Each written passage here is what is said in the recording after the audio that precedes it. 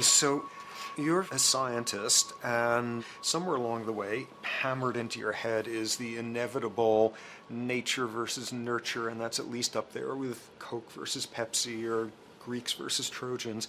So nature versus nurture, this by now utterly oversimplifying view of where influences on how a cell deals with an energy crisis, up to what makes us who we are on the most individualistic levels of personality.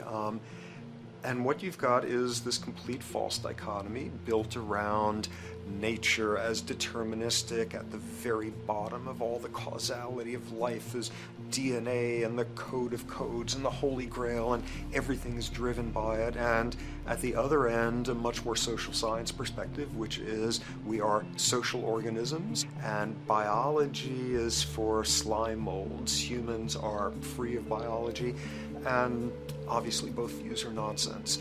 What you see instead is it is virtually impossible to understand how biology works outside the context of environment. One of the most crazy-making yet widespread and potentially dangerous notions is, oh, that behavior is genetic. Now, what does that mean? It means all sorts of subtle stuff if you sort of know modern biology, but for most people out there, what it winds up meaning is a deterministic view of life, one rooted in biology and genetics. Genes equal things that can't be changed. Genes equal things that are inevitable and that you might as well not waste resources trying to fix, might as well not put societal energies into trying to improve because it's inevitable, it's unchangeable. And that is sheer nonsense.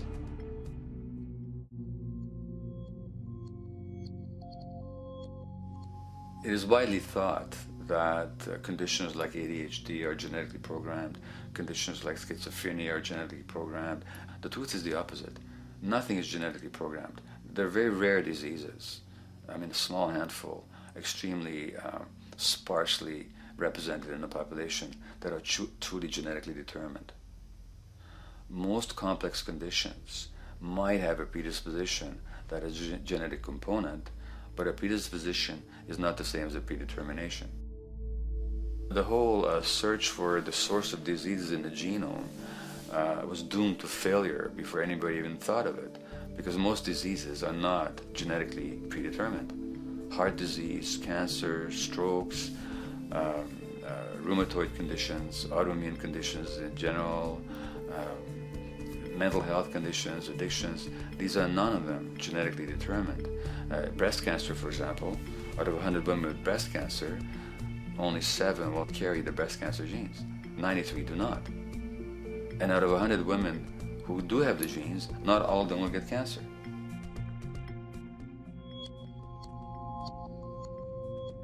Genes are not just things that make us behave in a particular way regardless of our environment. Genes give us different ways of responding to our environment. In fact, it looks as if some of the early childhood influences of a kind of child rearing affect gene expression, actually turning on and off different genes to put you on a different developmental track, which may suit the kind of world you've got to deal with. So, for example, a study done in Montreal with suicide victims looked at autopsies of the brains of these people. And it turned out that if a suicide victim, these are usually young adults, had been abused as children, the abuse actually caused a genetic change in the brain that was absent in the brains of people who had not been abused. That's an epigenetic effect. Epi means on top of, so that the epigenetic influence is what happens environmentally to either activate or deactivate certain genes. In New Zealand, there's a study that was done in a town called Dunedin, in which a few thousand individuals were studied from birth up to into their 20s. What they found was that they could identify a genetic mutation, an abnormal gene which did have some relation to the predisposition to commit violence, but only if the individual had also been subjected to severe child abuse. In other words, a child with this abnormal gene would be no more likely to be violent than anybody else, and in fact they actually had a lower rate of violence than people with normal genes, as long as they weren't abused as children. Great additional example of the ways in which genes are not be-all, end-all. Fancy technique where you can take a specific gene out of a mouse, that mouse and its descendants will not have that gene, you have knocked out that gene. So there's this one gene that codes for a protein that has something to do with learning and memory, and this fabulous demonstration, knock out that gene and you have a mouse that doesn't learn as well. Ooh, a genetic basis for intelligence. What was much less appreciated in that landmark study that got picked up by the media left and right is take those genetically impaired mice and raise them in a much more enriched, stimulating environment than your normal mice in a lab cage, and they completely overcame that deficit. So when one says in a contemporary sense that, oh, this behavior is genetic, to the extent that that's even a valid sort of phrase to use, what you're saying is there is a genetic contribution to how this organism responds to environment. Genes may influence the readiness with which an organism will deal with a certain environmental challenge. You know, that's not the version most people have in their minds.